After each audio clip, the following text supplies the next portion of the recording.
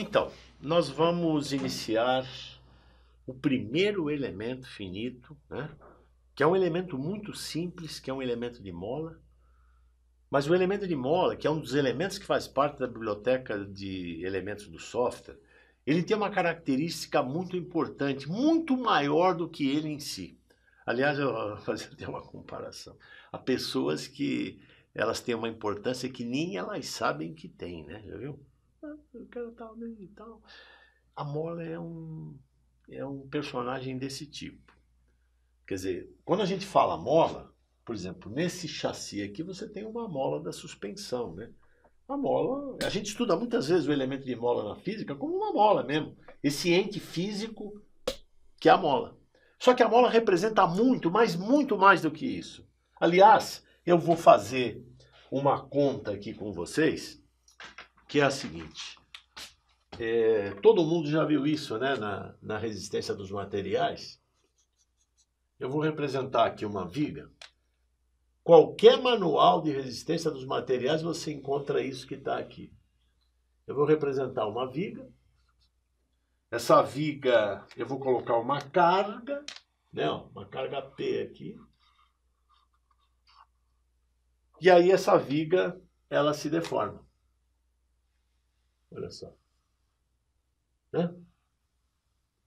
E aí você tem aqui um deslocamento que é o delta. Olha só. Esse delta aqui, lá na resistência dos materiais, é PL ao cubo sobre 3EI. P é a carga. O que é E? É a característica do material, o modo de elasticidade do aço, 21.000 kJ por milímetro quadrado.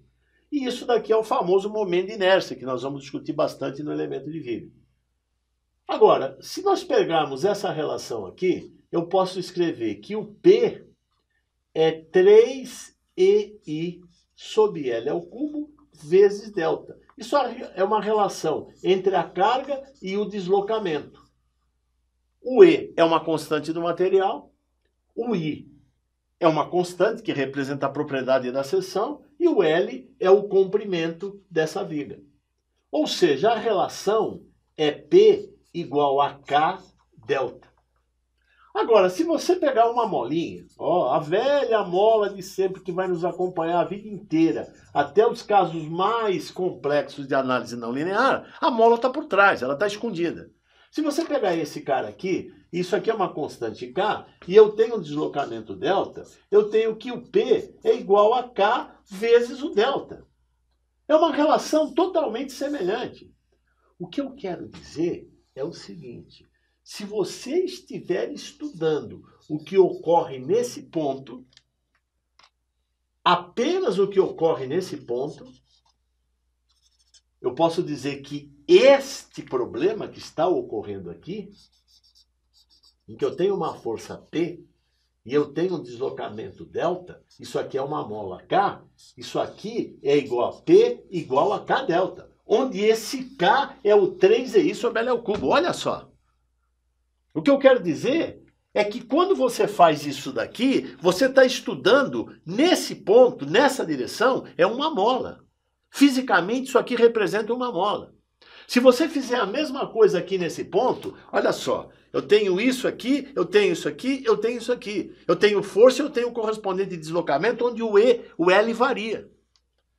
O que eu quero dizer é que no modelo de elementos finitos, à medida que eu coloco uma série de nós, cada nó juridicamente, em cada direção, é representado por uma mola, que representa a rigidez da estrutura naquele ponto e naquela direção. Isso é absolutamente fundamental, porque nós vamos começar estudando o elemento de mola, mas o elemento de mola representa muito mais do que uma mola fisicamente em si. A rigidez está aqui, ó, a rigidez da mola, eu tenho a rigidez torsional, e assim sucessivamente. Então, essa é uma questão absolutamente fundamental. Nós vamos iniciar o elemento de mola, mas o elemento de mola representa conceitos muito mais amplos que nós vamos usar na mecânica estrutural inteira. Esse é o primeiro ponto. É claro que vamos voltar para o mundinho da mola aqui, Agora tem uma outra questão que é fundamental. Quando você escreve na física essa relação aqui, a gente estava acostumado, na física básica, a considerar a mola se deformando e um lado sempre fixado, né? A gente nem questionava essa questão. Olha aqui, eu tenho F igual a K delta, ou P igual a K delta. Isso aqui o que é? Isso aqui é o deslocamento. A rigor, isso aqui não é o deslocamento, é a deformação da mola, né? O que eu quero dizer é o seguinte: se você pegar uma mola que ela deslocou 10 e aqui ela deslocou 10, a mola não deformou. Se esse cara deslocou 8 e esse deslocou 2, a deformação é 8.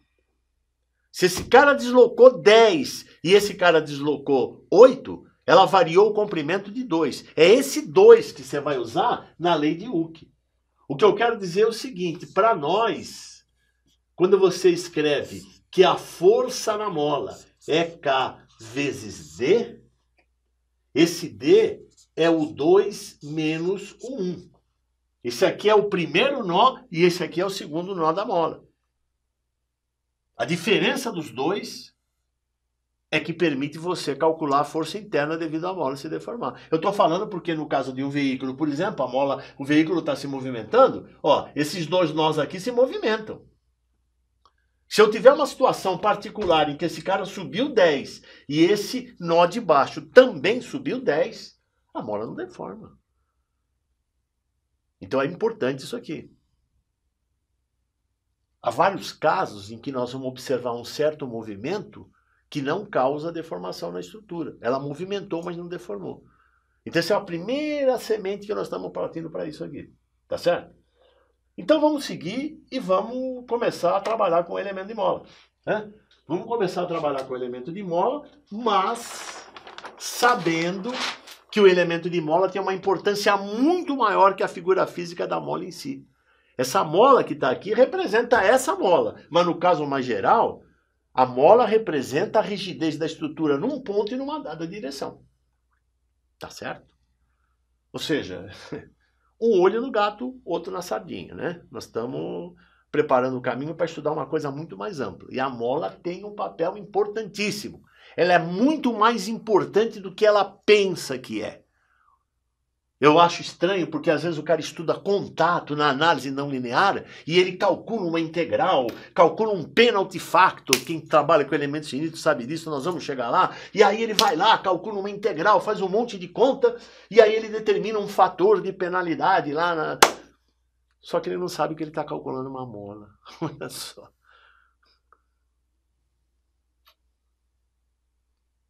Esse carinha aqui, ele tem uma importância muito maior que nem ele sabe que tem.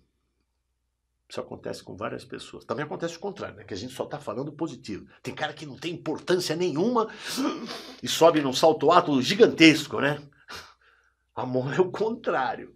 Ela tem uma importância gigantesca em todo o processo de elementos finitos, e isso vai ficar claro. Então, primeiro, vamos começar com o mais óbvio. Nós vamos estudar esta mola aqui. E dentro dessa lógica, eu posso dizer o seguinte: se essa estrutura está em equilíbrio, cada elemento está em equilíbrio. Como é o nome disso? Diagrama de corpo livre. Então eu vou pegar esta mola e vou fazer um diagrama de corpo livre dela. Nós vamos fazer isso daqui com uma certa formalidade, porque você poderia falar assim, né? Ah, mas por que essa formalidade toda? Eu já estudei na física, F igual a Kx, pô, por que já não coloca? Não, é que nós estamos usando a mola para estabelecer um procedimento que vamos usar para o método inteiro. Então aqui, ó, isso aqui é um nó, isso daqui é um nó. Normalmente, internamente ao software de elementos finitos, quando você gera um nó no software, outro nó, o software te pergunta, né? Ah, você quer gerar uma mola? Por favor. Pick nodes. Você vai lá com o cursor e pimba, pimba, você gera uma mola daqui para cá. Esse aqui é o nó 1 e esse aqui é o nó 2. Tá certo? É isso que a gente faz normalmente e vamos fazer aqui na teoria. É que normalmente, quando você faz isso, você estabelece uma convenção, né? Então vamos mostrar essa convenção aí, ok? Antes de estabelecer a convenção, eu queria fazer uma figura de linguagem aqui, né? Há pessoas que usam o software como se fosse uma ferramenta mágica, né? O software amigável, o software amigo. Então, todos vocês aí têm acesso às diversas mídias, né? Como no Facebook, né? Por exemplo. Então, aparecem umas figuras assim. Como a minha mãe vê. Como a minha namorada vê. Como realmente é, né? Então, é mais ou menos assim. Como é que o usuário que não tem afinidade com elementos finitos vê? Ele vê um chassi, ó. É isso aqui que ele vê. Como é que o usuário de elementos finitos vê? Ele vê isso aqui. Dependendo do usuário, ele só vê um monte de quadradinhos, né? Porque ele trabalha com software amigo, ele aperta o botão, sai um monte de quadradinho. Isso é uma malha. E ele acha que o software vai resolver o problema dele. Agora, como é que o usuário que conhece a teoria vê? Ele vê, além disso, ele vê isso. Olha só, o que eu estou mostrando aqui é que uma viga tem nessa direção uma rigidez, nessa direção uma rigidez e na direção axial uma rigidez, que são contabilizados por elementos de mola. Sem querer ser insistente, mas é a importância da mola nesse contexto todo. E aqui, eu vou aplicar um momento e eu tenho um ângulo. Eu tenho uma... Isso aqui é uma barra de torção, né? Isso aqui representa a rigidez torsional nesse ponto, que é a relação entre o momento e o ângulo. Então, nesse ponto aqui, eu tenho vários componentes de rigidez. Se eu tiver um modelo em elementos finitos com vários nós, eu posso dizer que o modelo de elementos finitos é um mar de molas. É que isso aqui, o cara que entende o método, né, como nós estamos tentando fazer, vai conseguir enxergar. Muito além disso e muito além disso. Então, vamos começar a dar o primeiro passo agora no sentido de montar essa estrutura. O nosso objetivo qual é? É entender a rigidez de uma estrutura a partir da rigidez de cada um dos seus elementos. Você vê que a mola está escondidinha ali. Então, vamos seguir nesse passo, né? Vamos voltar um pouco ao slide anterior, né? E agora nós vamos dar um passo importantíssimo. Ou seja, nós vamos representar o diagrama de corpo livre e eu vou ser formal mesmo, né?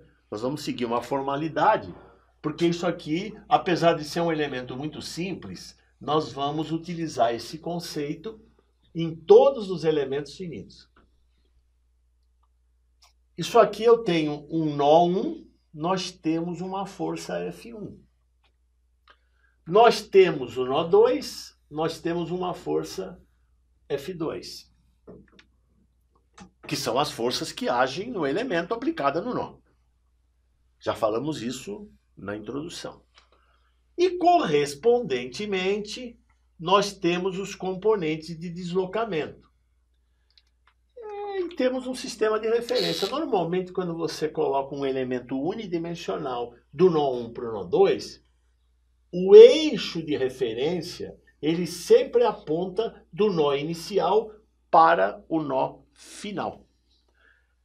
Então esse aqui, para nós, como eu só tenho uma dimensão, é o nosso eixo X. E nós vamos seguir aqui aquela velha nomenclatura da teoria da elasticidade, que já está consagrada. O que eu quero dizer com isso? Todos os deslocamentos que ocorrem no eixo X, nós chamamos de U. Deslocamentos no eixo Y, nós chamamos de V. Deslocamento no eixo Z, nós chamamos de W.